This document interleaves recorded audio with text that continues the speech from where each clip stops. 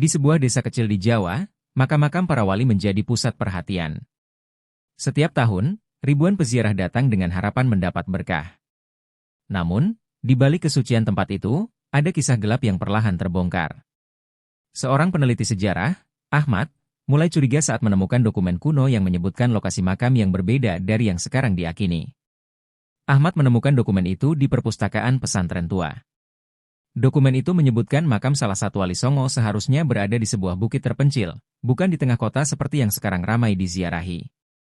Ia mencoba mencocokkan data itu dengan catatan sejarah lainnya, tetapi kebenaran justru semakin kabur. Sementara itu, kelompok tertentu tampak aktif mengelola makam wali yang ramai dikunjungi. Mereka memasang kotak amal di setiap sudut, menjual air berkah, hingga menetapkan tarif untuk doa-doa khusus. Ahmad merasa ada yang tidak beres. Masyarakat tampak begitu percaya pada narasi yang disampaikan tanpa menyelidiki lebih dalam. Beberapa warga tua mengaku pernah mendengar cerita dari leluhur mereka bahwa makam asli berada di tempat lain. Namun, suara mereka tenggelam oleh gempita kelompok yang lebih berkuasa. Ahmad memutuskan untuk mendatangi salah satu sesepuh desa, Kiai Mansur, yang dikenal sebagai penjaga tradisi lokal. Kiai Mansur mengaku sudah lama mencurigai adanya pemalsuan makam. Namun, kami terlalu kecil untuk melawan mereka, kata Kiai dengan suara penuh keprihatinan. Ahmad bertanya siapa mereka, tetapi Kiai hanya menjawab, kelompok yang mengaku menjaga tradisi, tetapi sebenarnya mencari keuntungan. Rasa penasaran Ahmad semakin membara. Ia mulai melakukan wawancara dengan para tokoh masyarakat dan menemukan pola yang mencurigakan. Kelompok yang mengelola makam ternyata memiliki jaringan luas, termasuk beberapa tokoh terkenal yang kerap diundang ke acara besar. Dalam perjalanan penelitiannya, Ahmad menemukan seorang warga yang bersedia berbicara. Namanya Pak Harun, mantan penjaga makam. Ia mengaku dipecat setelah mempertanyakan keaslian makam tersebut. Saya pernah melihat mereka memindahkan nisan dan mengganti nama makam, ungkap Pak Harun. Pengakuan Pak Harun menjadi titik balik bagi Ahmad.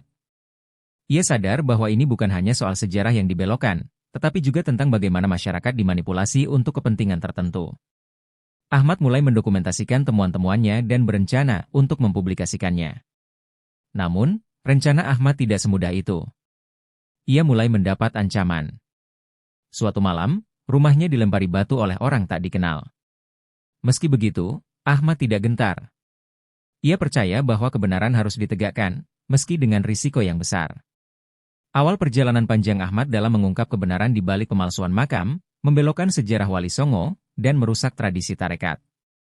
Ia sadar bahwa perjuangan ini tidak hanya tentang dirinya, tetapi juga tentang generasi mendatang yang berhak mengetahui sejarah yang sebenarnya. Ahmad menyadari bahwa pemalsuan makam ini bukan sekadar praktik sederhana. Ada strategi besar yang telah direncanakan selama bertahun-tahun. Ia mulai menghubungi para peneliti sejarah lainnya untuk mengonfirmasi temuannya. Salah satunya adalah Dr. Zain, seorang ahli sejarah Islam yang telah lama mempelajari Wali Songo.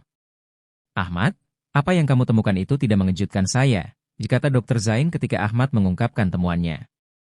Ada banyak indikasi bahwa beberapa makam yang sekarang dianggap suci sebenarnya tidak asli. Bahkan, ada bukti bahwa narasi tentang Wali Songo sengaja diubah untuk mendukung klaim-klaim tertentu. Ahmad merasa semakin yakin dengan dugaannya. Dr. Zain menunjukkan sebuah dokumen kuno yang membahas penyebaran Islam di Jawa. Dokumen itu mencantumkan lokasi asli makam beberapa wali, yang berbeda jauh dari yang diyakini masyarakat saat ini. Mereka memindahkan sejarah, Ahmad, dan ini bukan tanpa alasan, ditambah Dr. Zain. Strategi kelompok pemalsu tidak hanya berhenti pada pemalsuan makam. Mereka juga menciptakan cerita-cerita baru yang tidak ada dalam catatan sejarah asli. Dalam ceramah-ceramah mereka, kisah Wali Songo dibumbui dengan mitos yang memperkuat klaim bahwa mereka memiliki hubungan langsung dengan para wali. Ahmad menemukan bahwa kelompok ini sering mengadakan acara besar di makam-makam tersebut. Mereka mengundang tokoh-tokoh terkenal, termasuk para Habib dan Muhibin, untuk memberikan legitimasi. Dalam setiap acara, mereka menyisipkan pesan bahwa makam tersebut adalah pusat keberkahan dan harus terus didukung oleh masyarakat. Selain itu, mereka juga mencetak buku-buku sejarah palsu yang dijual di sekitar makam. Buku-buku ini mengandung informasi yang sengaja dimodifikasi untuk menyamarkan fakta.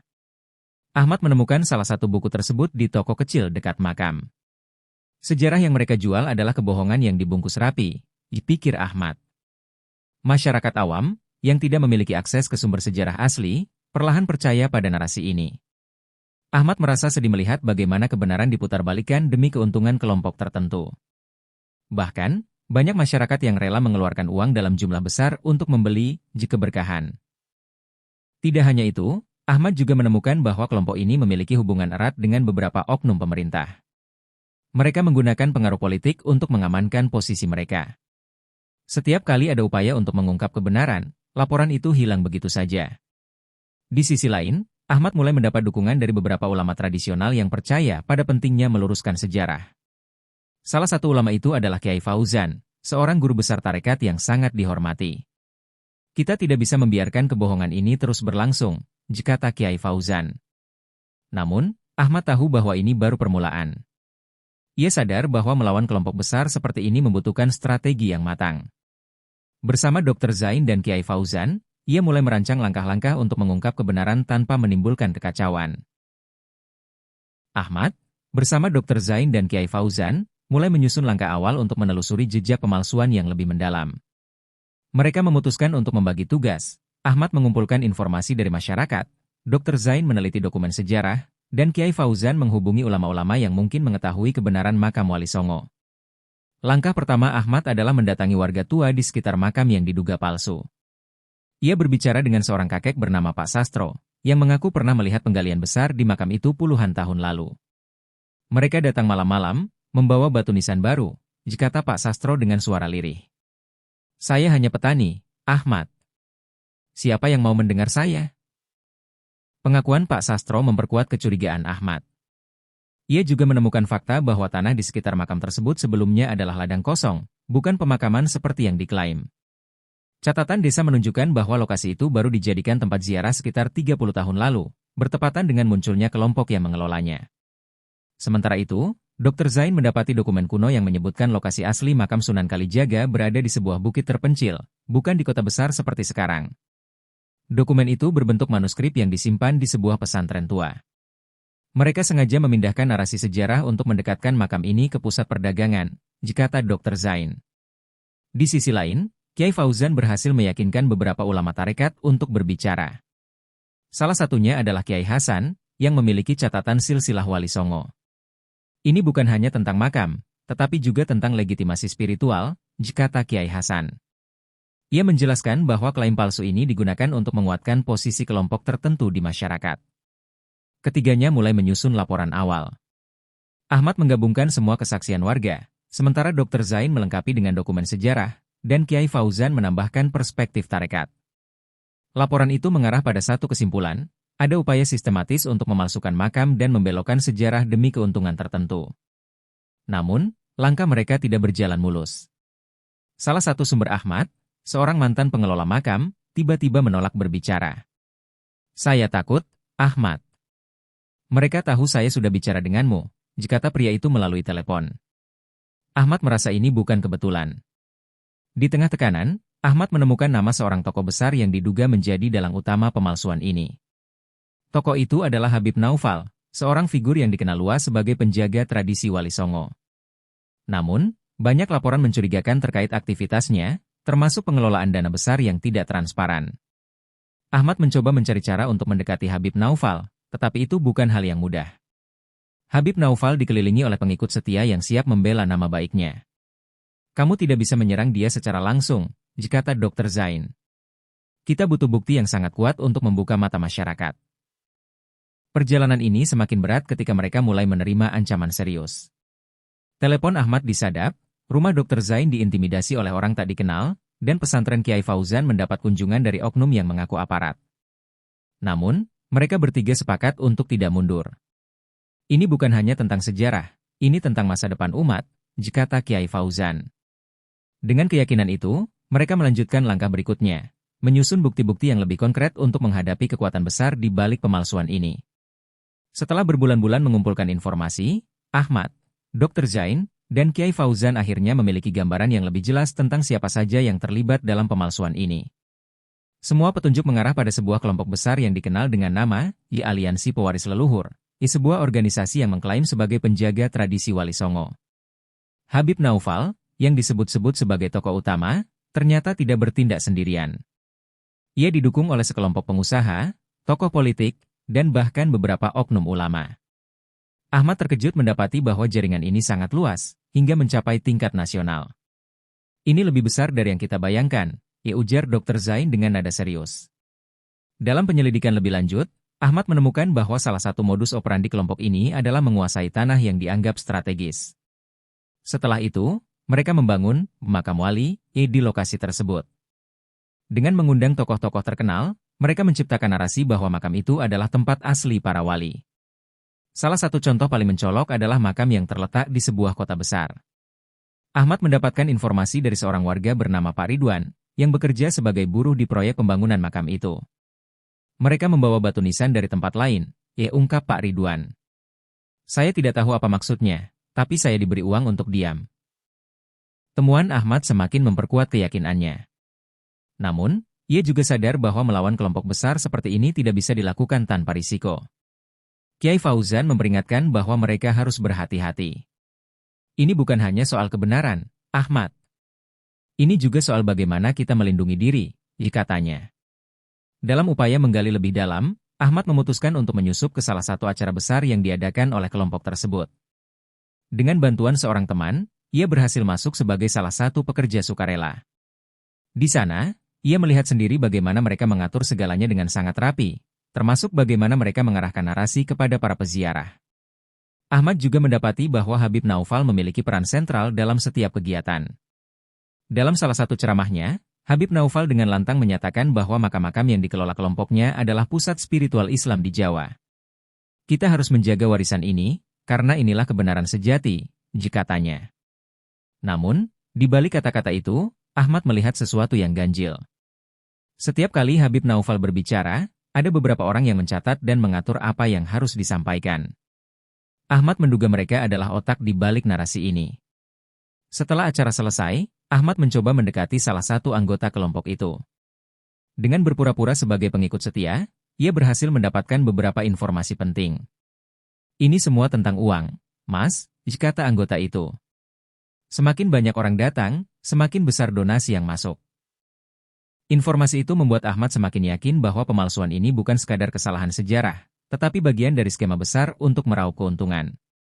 Bersama Dr. Zain dan Kiai Fauzan, ia menyusun rencana untuk mengungkap kebenaran di hadapan publik.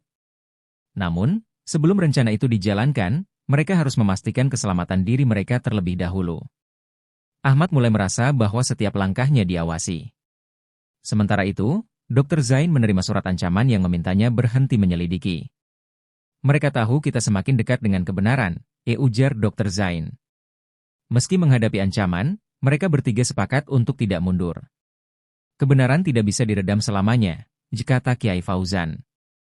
Dengan tekad yang bulat, mereka mempersiapkan langkah berikutnya, membuka kasus ini di hadapan masyarakat luas, meski risikonya semakin besar. Tekanan terhadap Ahmad, Dr. Zain, dan Kiai Fauzan semakin meningkat setelah informasi mereka mulai menyebar di lingkup kecil. Ahmad menemukan bahwa dirinya diikuti oleh orang tak dikenal, sementara pesantren Kiai Fauzan mengalami penggeledahan oleh oknum yang mengaku sebagai petugas keamanan. Dr. Zain bahkan menerima ancaman melalui email yang memperingatkannya untuk menghentikan penyelidikan. Meski demikian, mereka tidak berniat menyerah. Kita harus mengubah pendekatan, ujar Kiai Fauzan dalam sebuah pertemuan rahasia. Jika kita melawan secara frontal, mereka akan menghancurkan kita. Kita butuh strategi yang lebih cerdas. Ahmad mengusulkan untuk melibatkan media. Jika kita bisa menarik perhatian publik, mereka akan sulit bergerak, katanya. Namun, Dr. Zain mengingatkan bahwa media pun bisa dipengaruhi oleh kelompok besar ini. Kita harus memilih media yang independen dan memiliki integritas, tambahnya. Sebagai langkah awal, mereka memutuskan untuk menghubungi seorang jurnalis senior bernama Farid. Farid dikenal sebagai wartawan investigasi yang tidak mudah dibungkam. Ketika Ahmad menceritakan temuannya, Farid tampak terkejut sekaligus tertarik. Ini bisa menjadi berita besar, katanya. Tapi kalian harus punya bukti yang kuat. Tanpa itu, kita hanya akan dianggap menyebar fitnah. Ahmad, Dr. Zain, dan Kiai Fauzan mulai mengumpulkan semua dokumen, kesaksian, dan foto yang mereka miliki. Mereka juga merekam wawancara dengan beberapa saksi, termasuk Pak Sastro dan Pak Ridwan. Semua bukti ini diserahkan kepada Farid, yang kemudian mulai menyusun laporan investigasi. Namun, sebelum laporan itu diterbitkan, ancaman baru muncul. Farid mendapati kantornya disusupi oleh orang tak dikenal. Beberapa dokumen penting hilang, dan ia menerima telepon anonim yang memperingatkannya untuk berhenti. Mereka serius, kata Farid kepada Ahmad. Tapi ini justru membuat saya semakin yakin bahwa kita berada di jalur yang benar. Di sisi lain, Ahmad mencoba menggalang dukungan dari masyarakat. Ia mendatangi pesantren-pesantren dan komunitas-komunitas kecil untuk menyampaikan fakta yang telah mereka temukan. Meski sebagian besar masyarakat mendukung, ada juga yang meragukan kebenaran cerita Ahmad. Kamu berani sekali menentang para habib, ujar seorang tokoh masyarakat. Jika kamu salah, dampaknya akan sangat besar. Ahmad menyadari risiko ini, tetapi ia tetap percaya bahwa kebenaran harus diungkapkan. Sementara itu, Kiai Fauzan fokus pada pendekatan spiritual. Ia mengajak para ulama tarekat untuk berdiskusi tentang dampak dari pemalsuan ini terhadap ajaran Islam. Ini bukan hanya soal makam atau sejarah, tetapi juga tentang akhlak dan kejujuran kita sebagai umat, katanya. Upaya mereka mulai membuahkan hasil. Beberapa ulama besar dan tokoh masyarakat secara terbuka menyatakan dukungan. Mereka mengutuk praktik pemalsuan ini dan menyerukan agar umat Islam kembali pada ajaran yang murni. Namun, dukungan ini juga membuat kelompok pemalsu semakin agresif. Mereka menyebarkan fitnah bahwa Ahmad, Dr. Zain, dan Kiai Fauzan adalah pengkhianat agama. Bahkan, ada seruan untuk memboikot pesantren Kiai Fauzan dan mencabut gelar akademik Dr. Zain. Kita harus tetap tenang, kata Kiai Fauzan. Fitnah adalah senjata mereka. Jika kita terpancing, kita akan kalah. Dengan keteguhan itu, mereka melanjutkan langkah berikutnya, mengadakan konferensi pers untuk mempublikasikan temuan mereka secara luas. Konferensi itu direncanakan dengan hati-hati. Ahmad dan timnya memilih tempat yang aman dan mengundang jurnalis dari berbagai media independen. Mereka tahu bahwa momen ini akan menjadi titik balik dalam perjuangan mereka melawan kebohongan yang telah lama tertanam. Hari yang ditunggu-tunggu pun tiba. Konferensi pers diadakan di sebuah aula kecil yang disewa oleh Ahmad dan timnya. Mereka memilih tempat tersebut karena lokasinya cukup jauh dari perhatian kelompok pemalsu, tetapi tetap mudah dijangkau oleh para jurnalis independen yang diundang. Ahmad berdiri di podium, bersama Dr. Zain dan Kiai Fauzan di sisi kiri dan kanan. Aula dipenuhi oleh wartawan dari berbagai media, termasuk Farid, yang bersiap mendokumentasikan segala detail. Hari ini, kami akan memaparkan fakta yang telah kami kumpulkan selama berbulan-bulan, ujar Ahmad membuka acara dengan suara tegas. Presentasi dimulai dengan paparan sejarah asli Wali Songo yang didukung oleh dokumen dan manuskrip kuno yang ditemukan oleh Dr. Zain. Sejarah ini telah dimanipulasi demi keuntungan segelintir pihak, kata Dr. Zain sambil menunjukkan peta lokasi asli makam yang didokumentasikan dalam arsip lama. Ahmad kemudian memaparkan bukti kesaksian warga seperti Pak Sastro dan Pak Ridwan. Ia juga menunjukkan foto-foto kegiatan mencurigakan di beberapa makam yang dikelola oleh kelompok tertentu. Ini bukan hanya tentang uang, tetapi juga tentang upaya menguasai legitimasi spiritual masyarakat, tegas Ahmad. Saat paparan berlangsung, suasana aula terasa tegang. Beberapa wartawan tampak terkejut, sementara yang lain sibuk mencatat. Namun, ketegangan meningkat ketika beberapa orang tak dikenal memasuki aula. Mereka berpakaian rapi, tetapi sikapnya jelas tidak bersahabat. Salah satu dari mereka berdiri dan berteriak, ini fitnah. Kalian hanya ingin merusak nama baik para habib. Ahmad menenangkan suasana dengan mengatakan, kami tidak bermaksud menyerang siapapun secara pribadi. Semua ini berdasarkan bukti nyata yang telah kami verifikasi. Namun, orang-orang itu terus membuat keributan. Salah satu dari mereka bahkan mencoba merebut mikrofon dari tangan Ahmad, tetapi segera dihentikan oleh panitia. Jika kalian tidak bisa menghormati jalannya acara, silakan keluar, kata Farid dengan suara lantang, membuat ruangan kembali tenang. Kiai Fauzan kemudian mengambil alih podium. Dengan nada lembut tetapi penuh wibawa, ia berbicara tentang pentingnya menjaga kejujuran dalam agama. Kita harus berani melawan kebohongan, meski itu berarti kita akan menghadapi banyak rintangan. Karena kebenaran adalah amanah yang harus kita pertahankan, katanya. Setelah 2 jam yang penuh ketegangan, konferensi pers itu akhirnya selesai. Sebagian wartawan langsung menulis laporan mereka, sementara yang lain meminta wawancara lanjutan. Ahmad merasa lega karena akhirnya fakta ini bisa diungkapkan ke publik. Namun, kemenangan kecil ini tidak bertahan lama. Malam harinya, Ahmad menerima pesan ancaman melalui telepon. Kamu akan menyesali apa yang telah kamu lakukan, kata suara di ujung telepon. Dr. Zain dan Kiai Fauzan juga melaporkan bahwa mereka menerima pesan serupa. Mereka sadar bahwa langkah mereka selanjutnya akan semakin berat. Kita sudah membuka pintu kebenaran, kata Ahmad. Tapi perjuangan ini belum selesai. Mereka pasti akan mencoba membungkam kita. Ahmad dan timnya mulai merencanakan langkah berikutnya. Mereka sepakat untuk melibatkan lebih banyak tokoh masyarakat dan ulama agar dukungan terhadap mereka semakin kuat. Jika kita bersatu, mereka tidak akan bisa menghentikan kita, ujar Kiai Fauzan dengan keyakinan.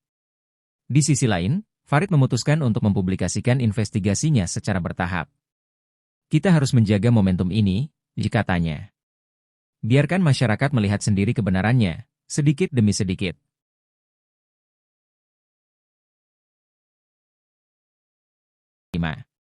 Kiai Fauzan mengusulkan untuk mengadakan musyawarah besar dengan melibatkan tokoh-tokoh penting di dunia tarekat dan akademisi Islam. Musyawarah itu direncanakan di sebuah pesantren besar di Jawa Tengah, yang dipimpin oleh seorang ulama karismatik, Kiai Abdul Rahman. Kiai Abdul Rahman dikenal sebagai sosok netral yang dihormati di kalangan tarekat dan memiliki jaringan luas. Ketika Ahmad dan Dr. Zain menyampaikan rencana ini, Kiai Abdul Rahman langsung menyetujui. Kita harus menjaga marwah tarekat dan sejarah Islam yang murni, katanya dengan tegas. Dalam beberapa minggu, undangan disebar ke berbagai pesantren dan organisasi Islam. Ahmad juga menyempatkan diri untuk bertemu langsung dengan beberapa ulama muda yang mulai merasakan kegelisahan atas fenomena pemalsuan makam ini. Kami mendukung Anda, Mas Ahmad, ujar salah satu ulama muda. Tapi kami juga khawatir akan keselamatan Anda. Hari musyawarah besar tiba. Lebih dari 100 ulama dari berbagai daerah hadir, termasuk beberapa tokoh nasional. Dalam forum itu, Ahmad memaparkan kembali temuan mereka dengan bantuan visual dan dokumen pendukung. Para ulama mendengarkan dengan seksama, beberapa terlihat terkejut dengan fakta-fakta yang dipresentasikan. Kiai Fauzan kemudian berbicara dengan nada tegas, tetapi penuh kebijaksanaan. Jika kita diam, maka kita ikut bersalah atas kebohongan yang sedang terjadi. Kita harus melindungi masyarakat dari manipulasi ini, karena kebenaran adalah amanah yang harus kita junjung tinggi. Musyawarah itu menghasilkan sebuah pernyataan sikap. Para ulama sepakat untuk membentuk sebuah tim investigasi independen yang akan melanjutkan penyelidikan atas dugaan pemalsuan makam dan penyimpangan ajaran tarekat. Kami akan memeriksa setiap klaim secara ilmiah dan syar'i, ujar Kiai Abdul Rahman. Namun, dukungan ini tidak datang tanpa risiko. Beberapa hari setelah musyawarah, salah satu ulama yang hadir, Ustaz Hasan, melaporkan bahwa ia menerima ancaman fisik. Pesantren tempatnya mengajar dilempari batu oleh orang tak dikenal. Ahmad menyadari bahwa kelompok pemalsu ini tidak akan tinggal diam. Untuk mengantisipasi serangan balik, Kiai Fauzan mengusulkan untuk melibatkan pihak berwenang. Jika kita memiliki perlindungan hukum, mereka akan berpikir 2 kali sebelum bertindak, katanya.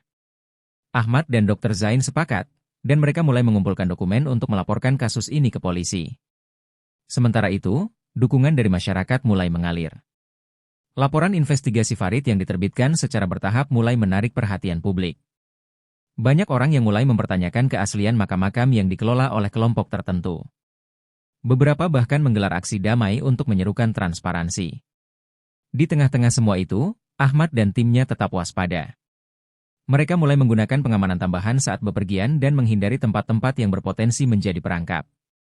Kita harus tetap fokus pada tujuan kita, kata Ahmad. Ini bukan tentang kita, tetapi tentang kebenaran. Meski situasi semakin memanas, Ahmad merasa optimis.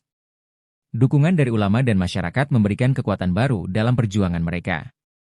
Namun, ia juga tahu bahwa langkah berikutnya akan semakin sulit, karena kelompok pemalsu pasti akan melakukan segala cara untuk mempertahankan kepentingan mereka.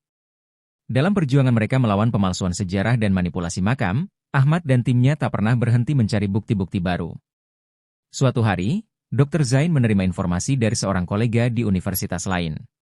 Kolega tersebut, Profesor Mansur, adalah seorang sejarawan yang telah lama meneliti arsip-arsip kuno tentang Wali Songo. Saya punya sesuatu yang mungkin menarik bagi Anda, kata Profesor Mansur saat menghubungi Dr. Zain. Pertemuan mereka berlangsung di perpustakaan kampus yang terletak di kota kecil. Profesor Mansur membawa sebuah manuskrip kuno yang langka. Manuskrip ini memuat peta asli makam-makam Wali Songo, lengkap dengan keterangan lokasi dan tahun pembuatannya. Manuskrip ini disimpan di Belanda selama ratusan tahun sebelum akhirnya dikembalikan ke Indonesia, jelasnya. Dr. Zain memeriksa manuskrip itu dengan teliti. Peta tersebut menunjukkan bahwa beberapa makam Wali Songo yang selama ini dijadikan tempat ziarah sebenarnya berada di lokasi yang berbeda. Beberapa bahkan tampak seperti makam yang dipindahkan atau direkayasa. Ini bukti yang sangat kuat, ujar Dr. Zain dengan nada serius. Ahmad dan Kiai Fauzan segera diundang untuk melihat manuskrip itu. Mereka semua terkejut dengan detail yang ada di dalamnya. Ini lebih dari sekadar bukti, kata Kiai Fauzan. Ini adalah kunci untuk membuka tabir kebohongan yang selama ini mereka sembunyikan. Namun, manuskrip ini membawa risiko baru. Jika diketahui oleh pihak lawan, mereka bisa saja berusaha menghancurkannya. Ahmad mengusulkan untuk mendigitalisasi manuskrip tersebut agar salinannya tetap aman. Dengan bantuan tim teknologi dari universitas, mereka berhasil membuat versi digital dalam waktu singkat.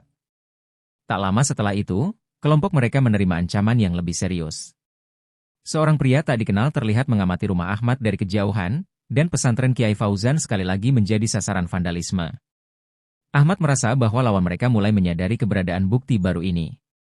Di sisi lain, Farid yang masih terus melaporkan perkembangan kasus ini dalam media, memutuskan untuk menulis artikel khusus tentang manuskrip tersebut. Namun, ia berhati-hati untuk tidak mengungkapkan terlalu banyak detail agar manuskrip tetap aman. Artikel itu mendapat perhatian luas dari masyarakat, dan semakin banyak yang mulai mempertanyakan legitimasi kelompok pemalsu. Ahmad, Dr. Zain, dan Kiai Fauzan kemudian memutuskan untuk membawa manuskrip ini ke musyawarah ulama yang lebih besar. Mereka ingin mendapatkan legitimasi dari komunitas ulama nasional agar temuan ini tidak dianggap sepihak. Kita harus melibatkan lebih banyak pihak yang berwenang, kata Kiai Fauzan. Musyawarah kedua ini berlangsung di ibu kota dan dihadiri oleh ulama, sejarawan, dan tokoh masyarakat dari seluruh Indonesia. Manuskrip itu dipresentasikan sebagai bukti utama. Kiai Abdul Rahman, yang memimpin musyawarah, menyatakan, ini adalah temuan yang sangat penting. Kita harus memastikan bahwa kebenaran ini disebarluaskan dengan cara yang bijak. Namun, situasi semakin rumit ketika kelompok pemalsu mulai menyebarkan propaganda bahwa Ahmad dan timnya adalah antek asing yang ingin menghancurkan Islam di Indonesia. Media sosial dipenuhi dengan fitnah, dan banyak masyarakat yang mulai bingung siapa yang sebenarnya mengatakan kebenaran. Di tengah kondisi ini, Kiai Fauzan mengingatkan timnya untuk tetap bersabar dan teguh. Kebenaran mungkin sulit diterima pada awalnya, katanya. Tapi pada akhirnya, ia akan menang. Kita hanya perlu memastikan bahwa kita tidak menyerah. Mereka terus bekerja untuk menyebarkan kebenaran, meskipun ancaman dan rintangan semakin besar. Manuskrip kuno ini menjadi simbol perjuangan mereka, sebuah bukti nyata bahwa kebenaran tidak bisa selamanya disembunyikan.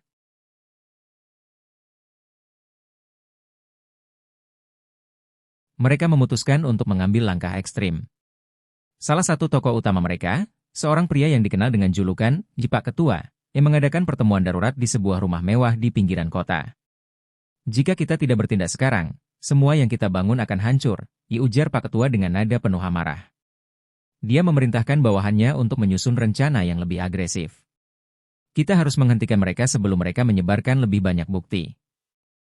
Langkah pertama mereka adalah menyabotase acara musyawarah ulama yang berikutnya. Mereka menyusupkan beberapa anggota ke dalam tim logistik acara, dengan tujuan menciptakan kekacauan. Namun, Ahmad dan timnya sudah memprediksi kemungkinan ini. Dengan bantuan relawan dan aparat keamanan, mereka berhasil menggagalkan rencana sabotase tersebut. Tidak hanya itu, kelompok pemalsu juga memanfaatkan media sosial untuk menyebarkan propaganda. Mereka mengedit foto-foto Ahmad dan Kiai Fauzan agar terlihat seperti berkolaborasi dengan organisasi asing. Mereka mencoba membuat kita kehilangan dukungan masyarakat, kata Farid. Kita harus melawan propaganda ini dengan fakta. Ahmad memutuskan untuk mengadakan diskusi publik secara live streaming, di mana ia dan Dr. Zain memaparkan bukti-bukti secara terbuka. Kiai Fauzan juga memberikan nasihat agama yang menenangkan, menegaskan bahwa perjuangan mereka tidak didasari kebencian, melainkan kecintaan pada kebenaran. Siaran tersebut mendapat sambutan luar biasa. Ribuan orang menontonnya dan meninggalkan komentar mendukung. Beberapa ulama yang awalnya ragu pun mulai bergabung dengan gerakan ini. Namun, dampaknya tidak hanya positif. Ahmad menerima ancaman fisik yang lebih serius. Malam itu, rumahnya dilempari batu oleh orang tak dikenal. Keesokan harinya, polisi mendatangi Ahmad dan menawarkan perlindungan. Kami tahu situasi ini semakin berbahaya.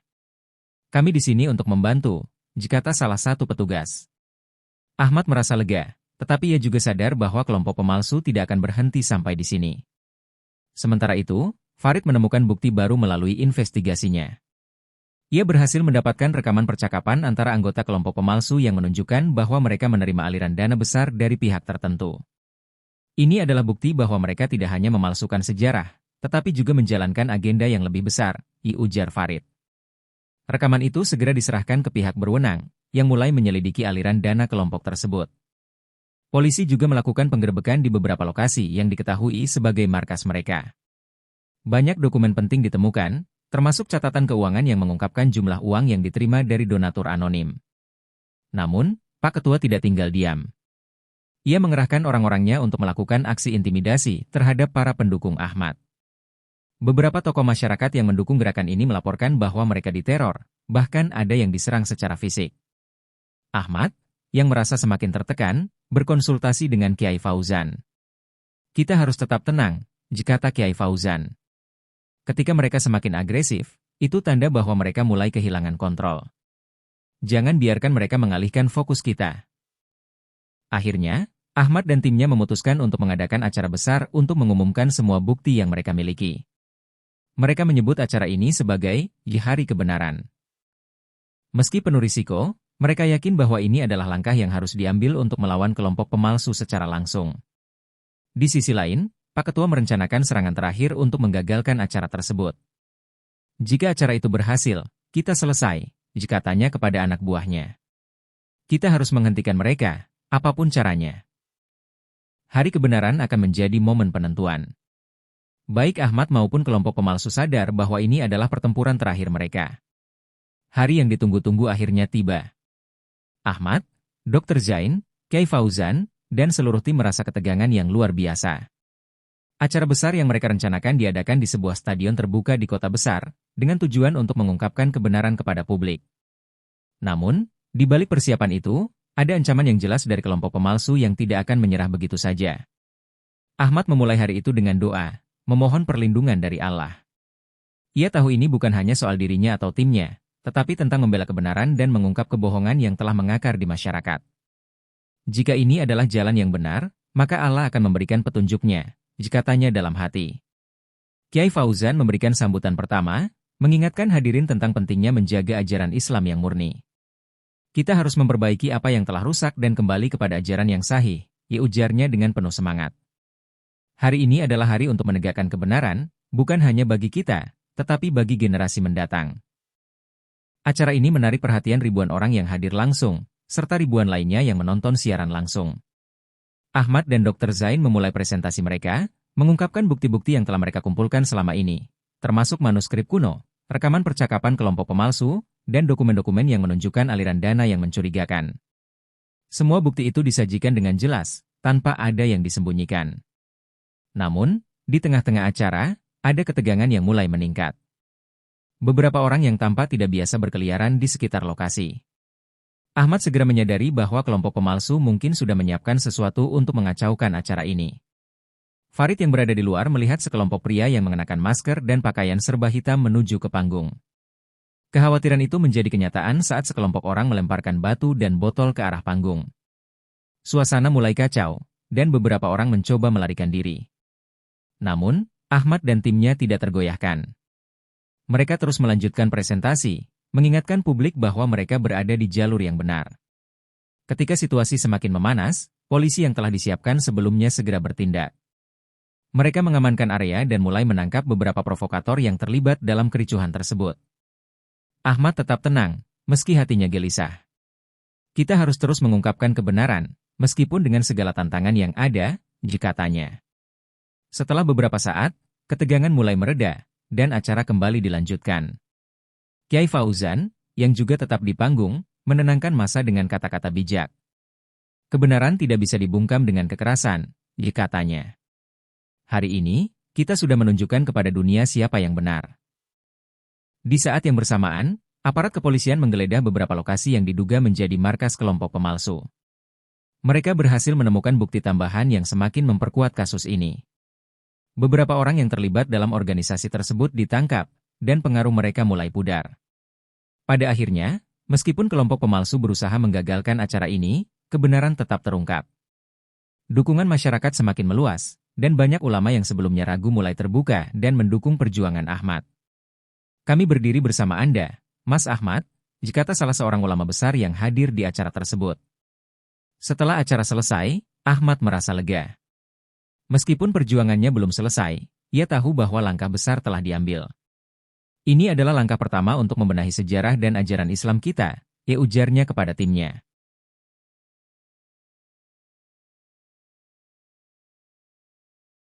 Tapi Ahmad tidak akan mundur. Hari kebenaran ini adalah tonggak sejarah, dan ia siap untuk terus berjuang demi Islam yang murni. Setelah acara besar yang mengungkapkan kebenaran, dunia mulai memperhatikan dengan lebih serius. Publik semakin sadar akan pemalsuan sejarah dan doktrin yang telah dilakukan oleh kelompok yang mencoba merusak ajaran Islam yang sahih.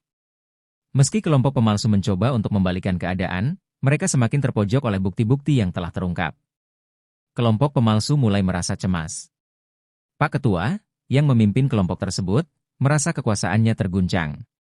Sadar bahwa jalan mereka semakin sempit, ia melakukan pertemuan dengan para anggotanya di sebuah tempat yang tersembunyi. Kita harus bertindak cepat, atau semuanya akan berakhir, ujarnya dengan nada panik. Bukti-bukti yang ada sudah terlalu banyak, kita tidak bisa lagi menyembunyikannya. Namun, di tengah tekanan yang semakin besar, beberapa anggota kelompok mulai ragu. Mereka mulai mempertanyakan apakah apa yang mereka lakukan selama ini benar. Beberapa dari mereka bahkan mulai berpaling dan melaporkan kegiatan kelompok kepada pihak berwenang. Keputusan mereka untuk mengungkapkan kebenaran mulai membuat perpecahan di dalam kelompok pemalsu. Pak Ketua yang merasa terancam kemudian berusaha memperbaiki situasi dengan menyebarkan lebih banyak kebohongan melalui media. Ia mencoba mengalihkan perhatian publik dengan membuat isu-isu yang tidak relevan.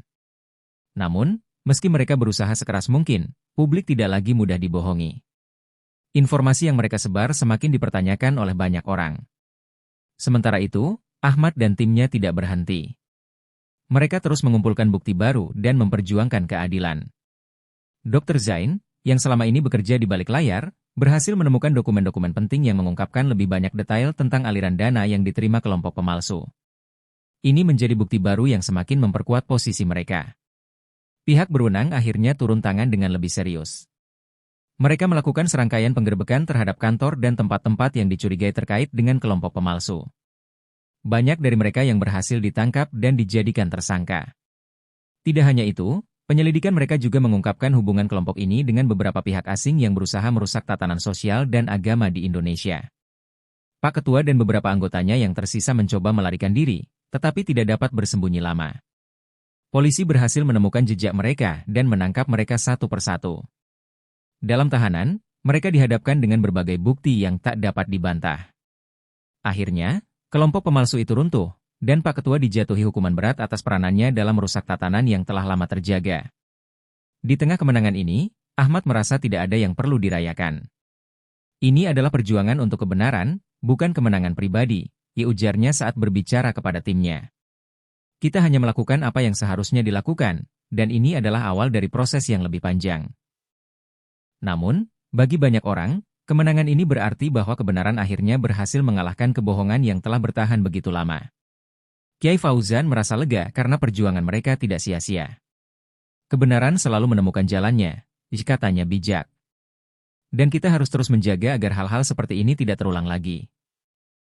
Meski kelompok pemalsu telah dihancurkan, Ahmad dan timnya tahu bahwa tugas mereka belum selesai. Mereka masih harus bekerja untuk memulihkan dan menjaga tatanan ajaran yang benar. Di luar sana, masih ada orang yang akan berusaha mengaburkan kebenaran, dan mereka harus tetap waspada. Ahmad kemudian memutuskan untuk melanjutkan perjuangan ini dengan mendirikan lembaga yang akan fokus pada pendidikan sejarah Islam yang benar, serta melibatkan masyarakat dalam proses pembelajaran. Kita harus memberikan masyarakat pemahaman yang lebih baik tentang sejarah dan ajaran yang benar, agar kebohongan tidak bisa lagi berkembang, ujarnya dengan semangat. Hari-hari berikutnya menjadi momen refleksi bagi Ahmad dan timnya. Mereka sadar bahwa meskipun mereka telah memenangkan pertempuran ini, perjalanan panjang untuk membangun kesadaran akan kebenaran masih harus terus dilakukan. Namun, dengan semangat yang tak pernah padam, mereka siap untuk melanjutkan perjuangan mereka demi masa depan yang lebih baik. Kemenangan atas kelompok pemalsu adalah sebuah babak baru, tetapi Ahmad dan timnya segera menyadari bahwa tugas mereka belum selesai. Meskipun bukti-bukti pemalsuan telah terungkap dan beberapa tokoh utama telah dihukum, dampak dari kebohongan yang disebarkan selama bertahun-tahun masih terasa di masyarakat. Sebuah warisan yang telah rusak tak bisa begitu saja diperbaiki dalam semalam.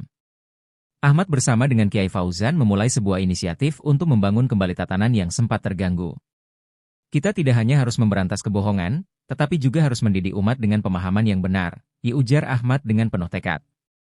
Ia tahu bahwa perubahan itu membutuhkan waktu dan usaha yang sangat besar. Kita akan mulai dari akar, dari pendidikan yang benar dan penyebaran informasi yang sahih. Langkah pertama yang mereka ambil adalah mengadakan program pendidikan untuk kalangan muda. Ahmad berkeliling ke berbagai pesantren, madrasah, dan universitas, memberikan ceramah tentang pentingnya menjaga kebenaran sejarah dan ajaran Islam yang murni. Kita harus belajar dari sejarah, agar tidak terjebak dalam kebohongan yang sama, katanya di hadapan ratusan santri dan mahasiswa. Kiai Fauzan, yang telah lama berpengalaman dalam dunia pendidikan, juga memberikan dukungan penuh terhadap inisiatif ini. Ia mengajak para ulama dan cendekiawan untuk berkolaborasi dalam menyusun kurikulum yang lebih baik. Kita harus kembali kepada ajaran yang jelas dan tegas, agar generasi yang akan datang tidak terjebak dalam kebingungan, kata Kiai Fauzan. Namun, tidak semua orang senang dengan upaya tersebut. Beberapa kelompok yang sebelumnya terlibat dalam pemalsuan sejarah berusaha menghalangi langkah mereka. Mereka mencoba menyebarkan fitnah baru, meragukan kredibilitas para pemimpin yang terlibat dalam upaya pemurnian ini. Mereka bahkan mengirimkan ancaman kepada Ahmad dan Kiai Fauzan. Namun, keteguhan mereka tidak goyah. Kami tahu bahwa ini adalah jalan yang benar, dan tidak ada yang bisa menghentikan kita, ujar Ahmad tegas. Di sisi lain, publik mulai mendukung gerakan ini. Banyak tokoh masyarakat yang telah menyaksikan bagaimana kebenaran mulai terungkap, kini berusaha untuk mendukungnya. Beberapa media massa yang sebelumnya terjebak dalam pemberitaan yang salah kini mulai meluruskan informasi yang telah keliru. Ini memberikan angin segar bagi perjuangan mereka. Ahmad juga merasa penting untuk memperbaiki hubungan yang telah retak antara berbagai kelompok yang terpecah akibat kebohongan tersebut. Ia mengadakan pertemuan dengan berbagai pemimpin agama dari berbagai aliran untuk menyatukan visi. Kita mungkin berbeda dalam beberapa hal, tetapi kita semua memiliki tujuan yang sama, yaitu untuk menjaga kebenaran dan memperbaiki umat, katanya. Pertemuan tersebut berjalan lancar dan menghasilkan kesepakatan untuk memperkuat tali persaudaraan dan menjaga persatuan.